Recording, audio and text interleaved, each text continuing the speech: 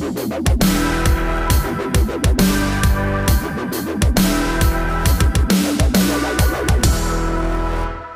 know, when he ran for president, Donald Trump did promote a few overt policy initiatives, build the wall, reduce regulation, negotiate better bilateral trade deals. But the main pitch for voting for candidate Trump was his experience as a deal maker and as a business leader, an independent leader who would use his business savvy to implement smart policy and make America great again. He'd hire great people, surround himself with them, and let them do their job. Well, how's Donald Trump doing by his own metrics? I'm Scott Ott with Stephen Green and Bill Whittle, and this episode of Right Angle is brought to you by the members at BillWhittle.com. Well, men, it's now 6.5 months into the Trump presidency, and by my lights, we see precious few examples of Donald Trump's leadership skill or deal-making accomplishments. If anything, he's managed to anger not only those on the other side of the aisle, but supporters and even those closest to him, some of whom have been canned. And while he has packed his cabinet, and I'll give him this, with some top-notch picks, some great leaders, his own White House staff seems to be in a constant state of turmoil. And that's not just coming from the left-wing media who's trying to destroy the president, which of course they are, but it's just by the ebb and flow of people coming in and out and the fact that you can't get a consistent message discipline out of the White House. So, 4 communication directors on, and his second chief of staff. He's got more leaks in the White House than a fisherman's bait bucket. Stephen Green, where is the great business leader we were promised? Well, okay, first, I have to tell you right off the bat, I love that he keeps firing people. Now, if we could just get Jeff Sessions fired, too. It was one of his worst hires. I think I said so at the time. And what was it, 2 weeks ago, that Jeff Sessions said, yeah, not only am I bringing back asset forfeiture, but I'm going to tell my district attorneys to just override whatever limits that various state houses have put on asset forfeiture. We're just going to give them a loophole. We're just going to start taking stuff again. But Steve, like, would it be better if he were firing people that he didn't hire? Well, that I would love. You know, there's chaos right now at the State Department. Rex Tillerson has left all these positions unstaffed, and then went on a mini vacation last week around the same time I was on vacation. So the state is in chaos. The White House is in chaos, but I was expecting that. You know, I kind of like that stuff. What I'm really disappointed, though, 7 years ago, Barack Obama put it all on the line to get Obamacare passed. He was out there giving speeches. Now, whether or not they moved the needle of public opinion doesn't matter. What he was doing was providing public cover, very public cover, for wavering congressmen and wavering senators to get them to a yes vote on just about whatever Pelosi and Reid could put together. It's what we call the bully pulpit. It's presidential leadership, and it took him over a year. It took him almost a year and a half to get this thing passed. April or May of 2010, I guess. But he did it. He worked with Congress. He worked the public. He pulled those waverers on board. And I knew Obamacare repeal was dead in the water because Trump's version of leadership on this was to occasionally throw a tweet out, and his tweets all contradicted each other. So what this White House needs isn't so much firing the right people or hiring the right people. That every White House goes through personnel. What he needs is some discipline, and I'm hoping that having General Kelly as his chief of staff is going to provide that. Well, and in fairness, let me just correct the record a little bit. In fairness to Donald Trump, Barack Obama, after all, was the author of the best-selling book, The Art of the Deal, was he not? So, Bill Whittle, the president, as Steve pointed out, just replaced his chief of staff with a 4-star general who is, by all accounts, expected to bring order out of the so-called chaos in the White House. And Trump supporters immediately jumped on this as evidence that the president is in control and is making great decisions, as he always does.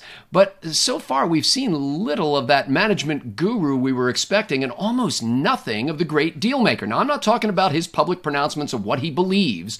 I'm talking about his abilities as an executive. I know the alternative to Trump was worse, so we don't have to go there. It could have been Hillary Clinton. And I know that the media is trying to destroy him, so we don't have to go there. But Bill, aren't your arms getting a little tired from carrying water for this president? No, they're not getting tired. I got another 7.5 years of that in me for sure, considering the alternatives. Bingo. Yes. Oh, you went there, even though I said we don't have to go there. No. It does. Hillary Clinton is one alternative, and look, if somebody in the Republican Party wants to primary him and it's a better candidate, I'll certainly think it over. First of all, you're absolutely right. There's no way to sugarcoat this. This is in fact chaos, and I think a couple things are going on here. I think the easy explanation is that this is the difference between business and politics, that you don't have the unilateral ability to simply make a decision and have it be enforced. There is the whole idea of government is essentially kind of a consensual compromise kind of thing and so on. But you're right. That's basically what he's known for. I think looking back on the first 6 months, I said, we all knew, once he was elected, that the pushback was going to be severe, but I certainly didn't anticipate this level of just, not just vitriol. I just didn't expect this level of CNN lying and the leaks. So really, it's the leaks, right? That's really what it comes down to. I'm very happy with his defense pick by and large. I like his UN ambassador picks and so on. So really, what it's coming down to is what's going on inside the White House, because that's where the press secretary is, and that's where the chief of staff is. I think Donald Trump made a deal with the Republican establishment or certain members of it in order to become the Republican nominee and get their full support. And so Reese Priebus and other people like that. And I think the situation has determined now that Trump is probably realizing that he's a president that does not have his party behind him in the way that the Democrats did.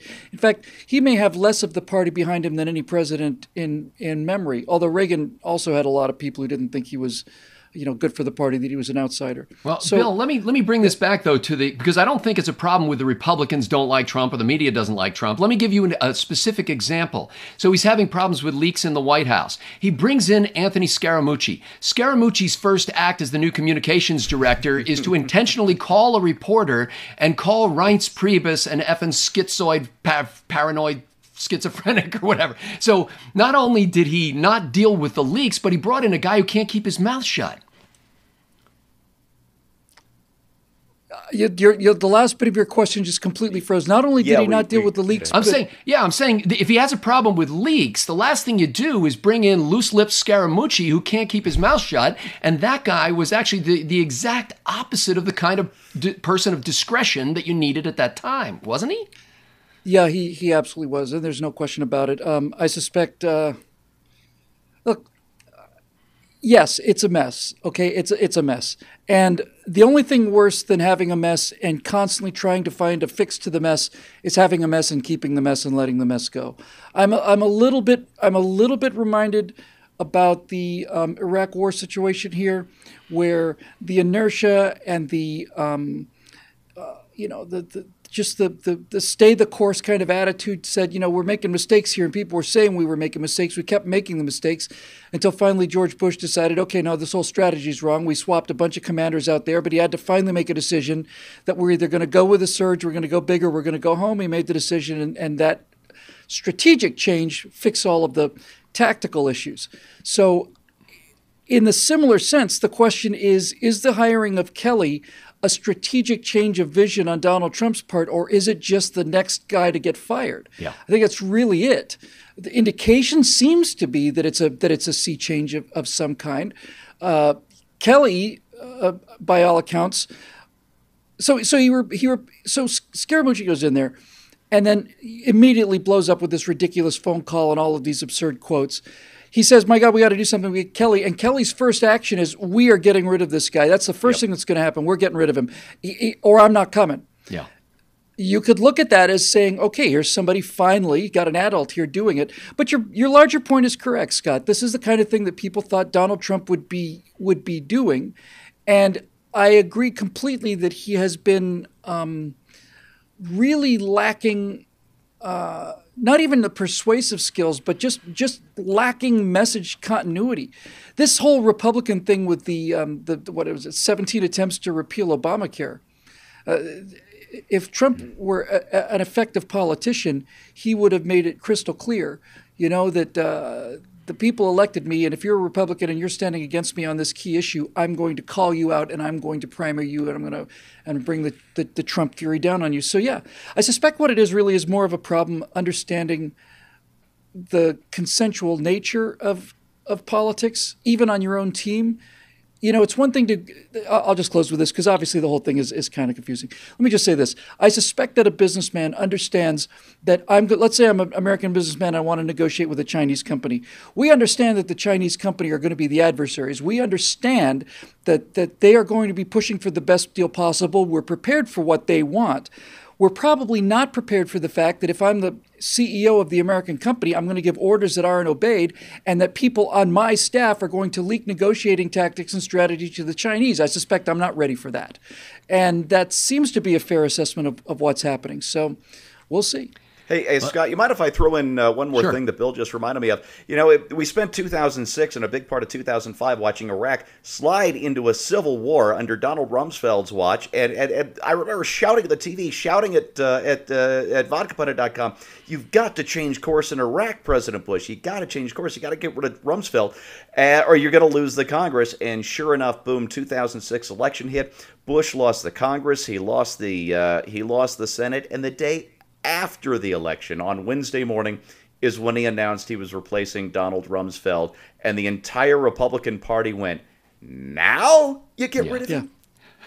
Well, he saved the war anyway, just so Obama could lose it. Yeah, well, you know, I have a theory about this, and I'll test it out on you in a second, but I think, you know, many Trump supporters, well-intentioned as they have been forced to redefine downward the role of the nation's chief executive from what it says in the Constitution. Many Trump supporters now feel like, well, maybe it's if the president at least, takes on the media, then he's doing his job, or takes on the left, then he's doing his job. But that's not his job. That's Rush Limbaugh's job. That's what a pundit does. And this soft bigotry of low expectations toward the nation's chief executive is leading to kind of a self-fulfilling prophecy. I mean, the accounts we get from inside the White House are that the president knows a lot more about what his surrogates are saying on CNN or Fox News than he does about the actual policies that his administration purports to advocate. He cares more about the chattering class, what they're saying on cable, than he does about his own policies or managing his own White House staff. And I think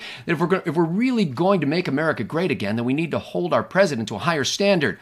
But my theory is, and I propounded this during the primaries, is that Donald Trump never was a great businessman. If you look at his history, you will find that he had a very particular set of skills. And what he did was he found things in distress and he managed to buy them at a discount and then managed to pour a bunch of other people's money into it and then managed to get out before everything went south. And so that's what he did in Atlantic City and in some cases with buildings in New York.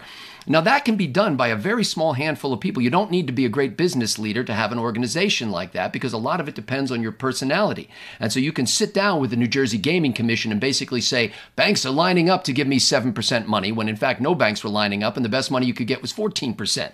So my contention from the beginning has been that Trump's key sales pitch, that he's a great deal maker and that he's a great business person, not only won't translate into being a great nation's chief executive, but that it never existed in the first place. For Bill Whittle and Stephen Green, I'm Scott Ott. Thanks to the members at BillWhittle.com for making Right Angle possible.